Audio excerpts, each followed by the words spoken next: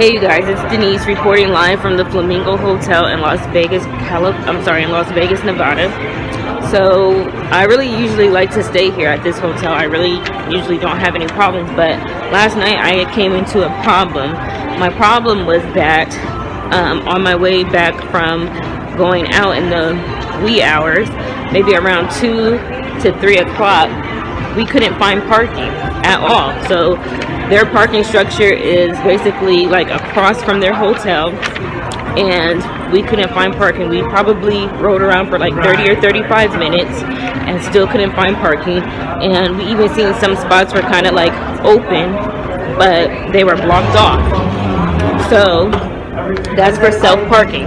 So then we finally went down to valet parking, and valet parking, I think they charge $8 for 4 hours and $12 for the whole day if you're like staying here. I don't know how much they charge if you're not staying here.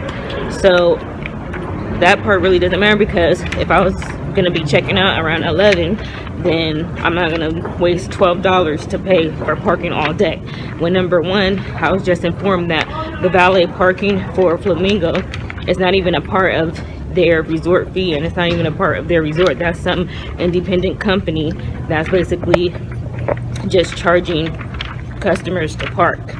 And so when I talked to the manager, which her name was Renata Goodlock Hamlet, because I got the business card, when I talked to the manager, she tried to inform me that they're not a part of the Flamingo, and they're just like an independent company that basically does valet for them. But to me, you need to inform customers that, because customers don't think that. When we're valet parking, we automatically think that that's part of Flamingo.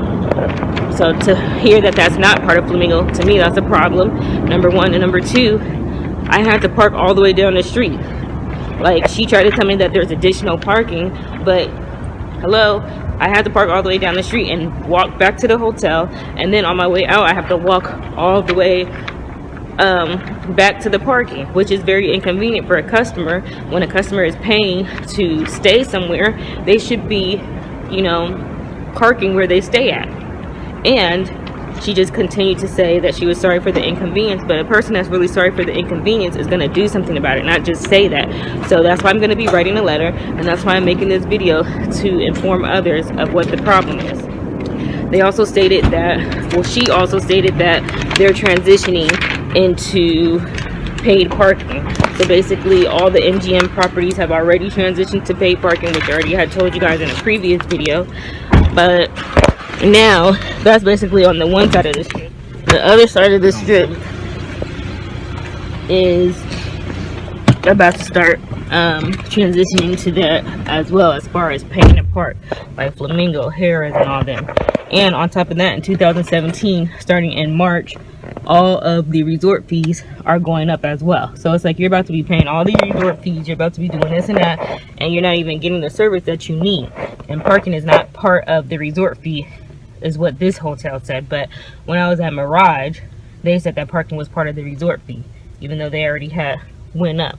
But basically, I feel like the attendant didn't know what she was really talking about. She was just saying anything, because obviously they were charging $10 just for parking, and the resort fee was separate. So in conclusion, I'll be writing a letter, because when I went to check out to complain, because I feel like that's an inconvenience for all customers, basically the Renata lady just kept saying she's sorry for the inconvenience. But really, if you're so sorry, then get me a shuttle to my car, or, you know, do something about it. You're not doing anything about it, but just saying that you're sorry for my inconvenience, so you can shut me up, so that way I could walk away. So now I just wasted even more time standing here voicing my complaint, because you're not doing anything. And my complaint basically is that I had to park somewhere else when I live over here. Well, I'm staying over here. I feel like I should be parking where I'm staying at. And if there's not enough parking, you guys need to make sure. She said that there's additional parking, and that there's a sign stating that there's additional parking, but we don't see it. I never seen that one sign. And the valet attendants, they're definitely not going to tell you that, because they want you to pay them to park your car. and then to find out that they're not even part of Flamingo. There's some independent company, which is fine, but you should let people know that, because to me that's not really safe. I don't feel safe if I know that it's some other company, because now if I end up having a problem with them, I'm coming to you, Flamingo, to complain, and then now, oh well, go take it up with them, they're not even a part of us. But you sure do have them right there. I'm pretty sure you're getting some type of cut. You're not just gonna have people in front of your establishment taking money and parking people's cars without having some type of contract or something like that. So stop playing around and lying, and I will be voicing my complaint in a formal letter. And I'm also posting this video to let other customers know when they're about to stay at Flamingo what the problems they may incur if parking is not available. So if you have any questions or comments, or if you've been through this before, please leave your question and comment there, and I'll see you in the next video. Bye. So this is supposedly all reserved valet only, but let the lady tell it. The valet is not even a part of them. But that can't be true, because valet for Vegas used to always be free, and now you have to pay for it. Like, valet for Vegas used to be free, and then you just give them a tip if you want to. Now they want you to pay for valet parking, and on top of that, give them a tip. Like, why would I be giving you a tip to park my car when that's your job, number one, and number two, you're getting paid to valet park it. It's not like it's free, and then I just give you a tip if I want to. So right here it does say additional guest parking at the top right there, but that's pointing down here. Who wants to park all the way down here when you live in right here and then walk all the way back to the hotel? Nobody. To me, the additional parking is for employees and people that work here, not for guests. This is where the additional parking is, all the way over here. That's ridiculous. I might as well park at the link and live at the link if I'm going to be parking all the way over here.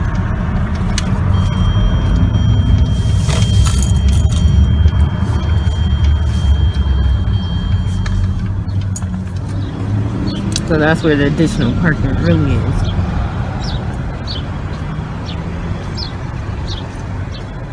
And then you guys need to be having a shuttle to drive me to the additional parking. Why should I have to walk to the additional parking when, number one, this should be part of the resort fee. This is just a tip for you guys. Resort fees are $32.63 daily, which you don't even pay until you get there. So basically, whatever your charge is when you book your room online, that's a separate charge. Then once you get to the hotel, you pay the resort fee and your deposit, but you always get your deposit back if nothing's like happening.